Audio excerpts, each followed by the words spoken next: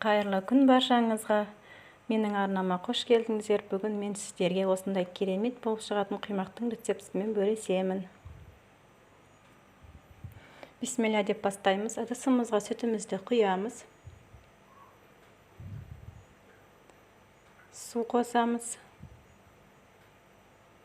Және 2 жұмыртқа қосамыз.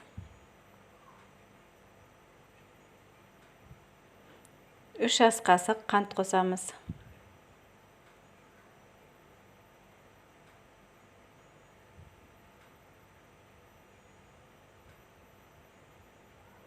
Және венчикпен араластырамыз.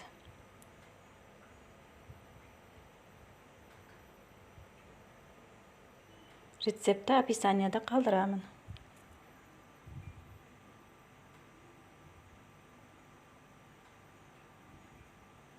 Және 5 ас қасық сұйық май қосамыз.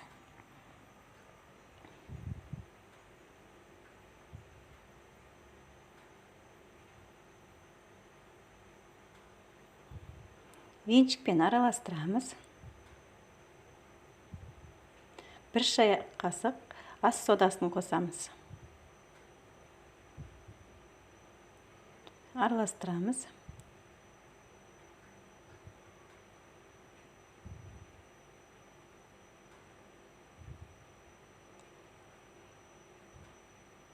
Келесі кезекте ұн қосамыз.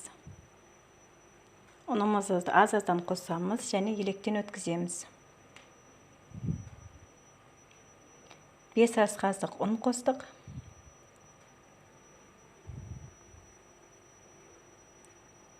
Және мұқият араластырамыз.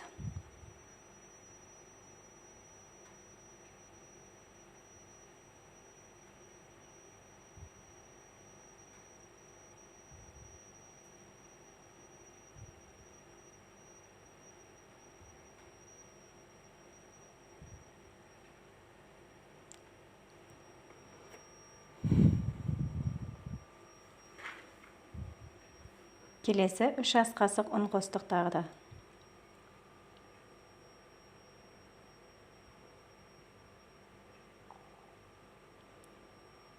Ешқандай да іртіктерін қалдырмай, мұқият венчикпен араластырамыз. Түйіршіктері қалмау керек. Кішкене сұйықтау болды, сондықтан тағы да 2 ас қасық ұн қосамыз.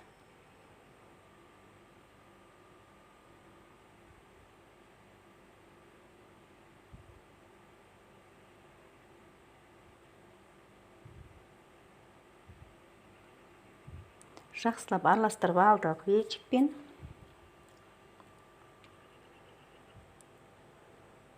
Біздің массамыз дайын болды. Енді бұны пісіреміз.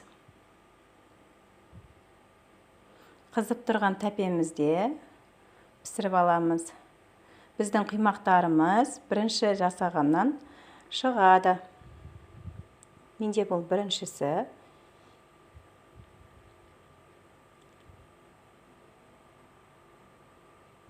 Осылай екінші бетін аударамыз.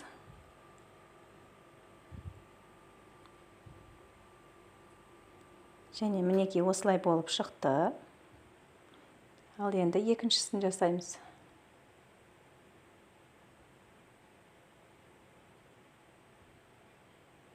Осылай тесіктері шыққан кезде бұнда асты пісіп шығады.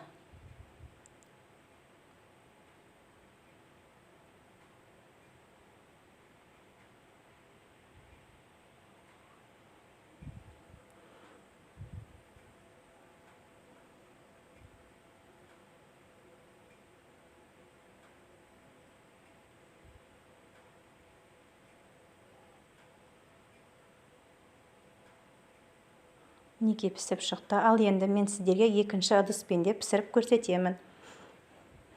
Бұл рецептпен жасасаңыздар, қандай ыдыспен жасасаңыз да ол сәтті болып шығады. Және де менің арнама тіркеліп, басқа да пайдалы рецепттерді көріңіз. Осылай 2 бетін қызартып пісіреміз.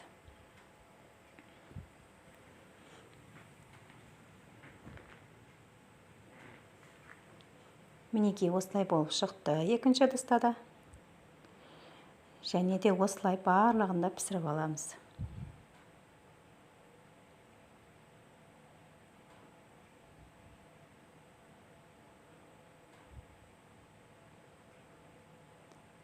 Сіз үшін пайдалы болса, каналға тіркеліңіз.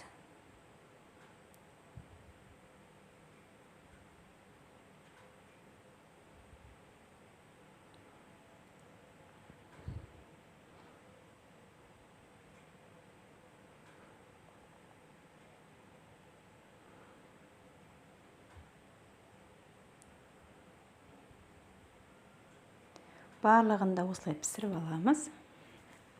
Мінекей өте дәмді әрі әдемі құймақтарымыз пісіп шықты. Жасап көріңіздер, каналға тіркеліңіздер, лайк басыңыздар, сау болыңыздар.